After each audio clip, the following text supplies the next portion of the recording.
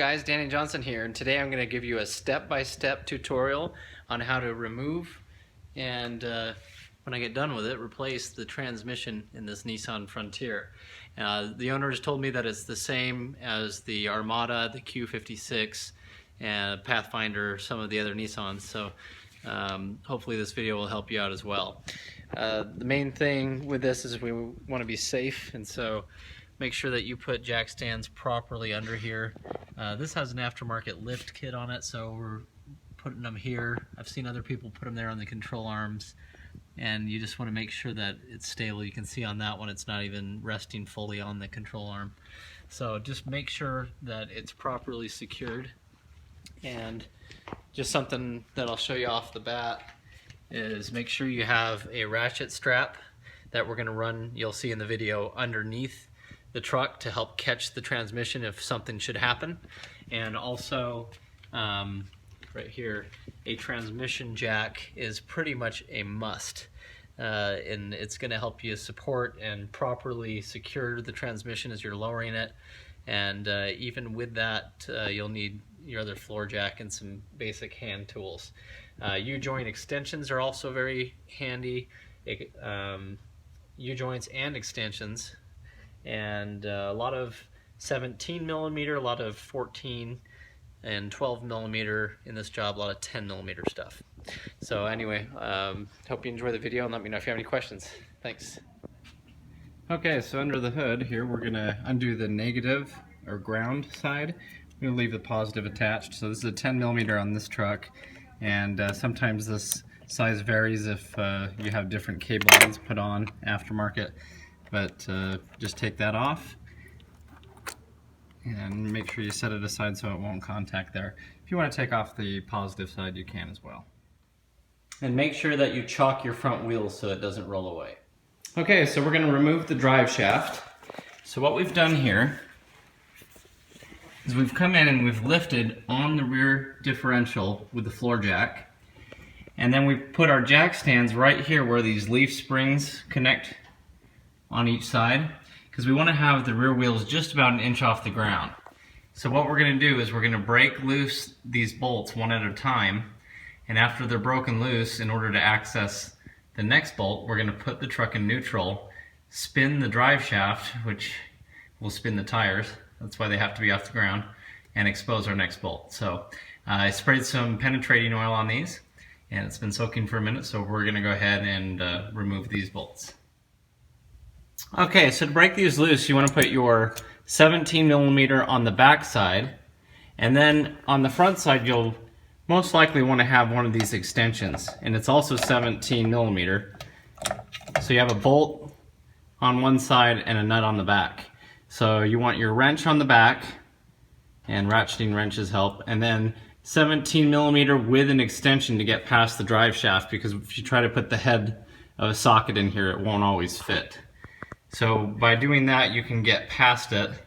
And these are on pretty tight, so I even took my weight there and gave it a few blows headed this way to finally break it loose. Okay, but you have to hold it still on one side and unbolt it on the other. So go ahead and do that, and once you break it loose, you can move to the next bolt. And then if you can't reach the other bolts or have access, that's where we're going to put it in neutral, spin the wheels to turn the drive shaft and expose the next bolt. Okay, so we broke loose that first bolt, we broke loose this one, and the one on the other side, but we need to get the top one, so now we're going to rotate the drive shaft. Okay, so now we'll put it in neutral, and with the rear wheels in the air, I don't know if that made the truck think it was being towed or something, but it wasn't wanting me to put it in neutral that way, so we're going to go ahead and just put a screwdriver into this little tab.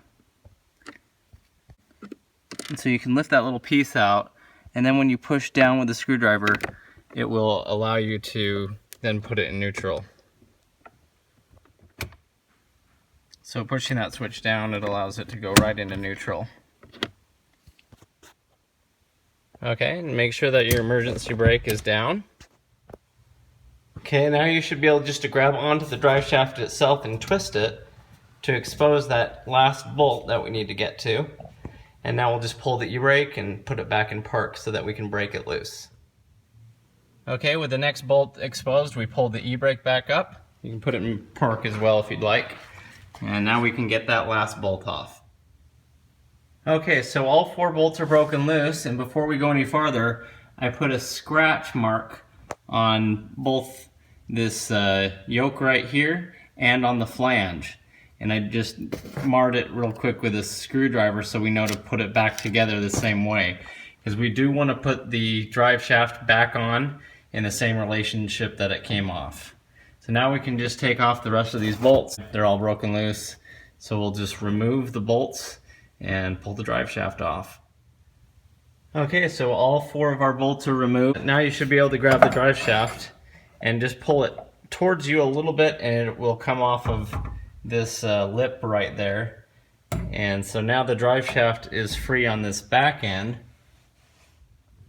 So now on the front end of the drive shaft, we're just going to pull the whole drive shaft towards the back of the truck until it comes out of the transfer case there.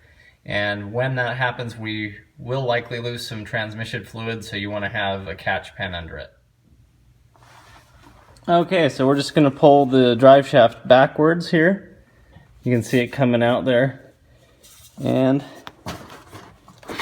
you want to just make sure you have your catch pan to get any fluid that might come out. So now we just set our drive shaft aside. Okay, and I just put the bolts back in the flange where we got them out of, and that just helps organize things. If you can put a bolt back where it came from, that helps. Okay, so the starter is on the passenger side right here, and it has a shield on it, so we're going to take out these 10mm bolts to get the shield off of it.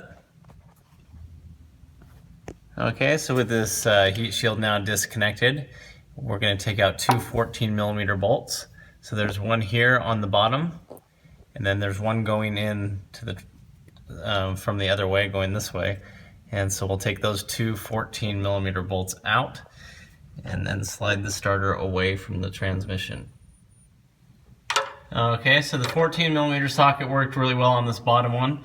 For the top one, I'm using a ratcheting wrench. It just has a little bit better clearance in there with that heat shield. Okay, so that bottom bolt comes out, and then that top one, when you get it, it'll come out too. And do remember to have the battery disconnected for all this, because there's a lot of power coming down here. Okay, so then you can simply just push the starter away. There's a gasket here. Okay, so that gasket just comes out. Now the starter is disconnected. Now this truck has these big tubular connecting arms going through here, control arms, whatever they are. I'm not sure if those are aftermarket or whatnot, but we're going to take them off. It's a 3/4 inch in this case on each side. So we're going to hold it with a wrench and break it loose with a socket. And we'll just take these out here and just drop that whole beam down on each side. Okay, so here we are under the truck on the driver's side, and we're going to find our front differential for the 4-wheel drive and follow its drive shaft back to the transfer case. And on here we have our 14mm wrench. There's 4 of these bolts on here, just like the rear drive shaft. And so we have our liquid wrench on there already. And so we're going to take this and we're going to pull it so it's going counterclockwise and loosen up both of these. In fact, all 3 of these probably. And we will likely use our weight again to pound it to really break it loose. But then to get that top bolt, we'll likely have to lift the truck in the air on the front, and then with the wheels off the ground, we can spin this drive shaft and expose that last bolt, just like you would do for the rear drive shaft.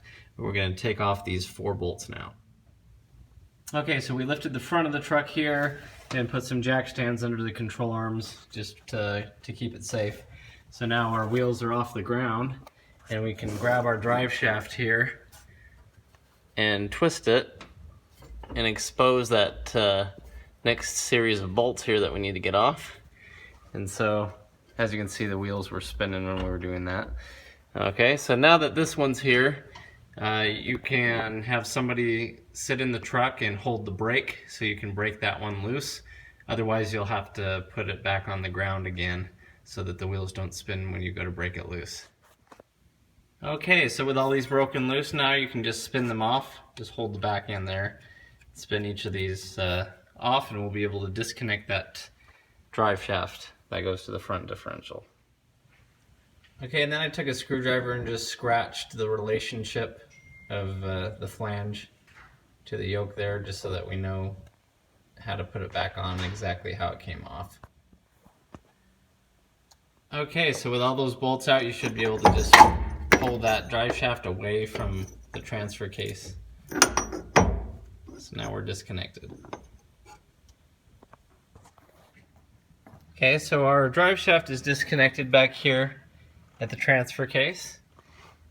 And so now we're going to take out these 4 bolts here to remove it from that end. That way we can just move this whole shaft out of the way. Okay, these are 14 millimeter, and basically we're putting the wrench on the back side. So remember that these are on the back side, so you're actually turning the wrench this way. So you could either hold it on this side as well if you can get a socket on there. It wasn't letting me get one in there very well. Or you could have somebody hold the brake while you knock it. Okay, so next under here, here's the bell housing on the transmission. We're going to remove this bolt right here, and it's going to have this dust inspection cover be removed, and then we'll be able to access our flex plate to torque converter bolts. So this is a 10 millimeter.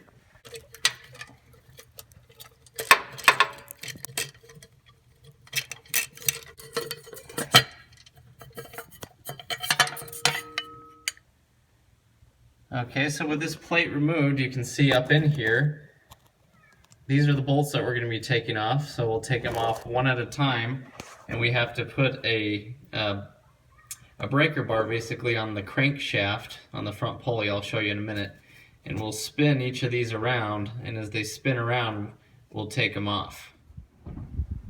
So in order to expose each of those torque converter bolts, you're going to get a breaker bar with a 3/4 inch socket, and it's going to have to go up in here onto the crankshaft pulley, if you can see that. So then as you turn it, it doesn't really matter which way you turn it, but as you turn it, then it'll move those bolts into position. So as you do this, make sure that the truck is in neutral so that you can spin it. And so you'll probably have to turn it, and a tip I like is to take the socket off, turn it a 1/4 turn, like so, and put it back on. And then put it back up in there and turn it again. So as you do that, you'll have to keep checking back in there, but you'll start exposing those bolts. Now, if they're on too tight, you might need somebody on this end to hold the crankshaft in place while you break those other torque converter bolts loose. Okay, so you can see that that bolt is now exposed since we turned it enough. It's 14 millimeter, and so you can fit a regular 14 millimeter socket right on it, and it seems like you do have enough room in here. So now remember, as you go to break this loose, it'll spin, so you have to have somebody out here holding that crankshaft in place with that breaker bar. So once you break that one loose, you'll have to twist it with the crank until that next bolt exposes itself, and repeat that process, taking them off one by one.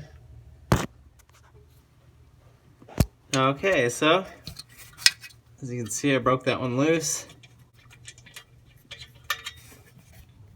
Here it is. So you're just gonna, now that that one's out, you're gonna just rotate that crankshaft until the next bolt comes into view, and then break it off too.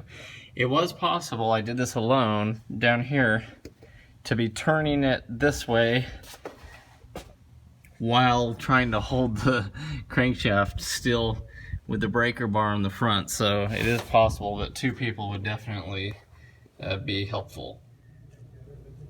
Okay, so that's the last one, spun it around one after the other, and there were a total of 4 of those bolts.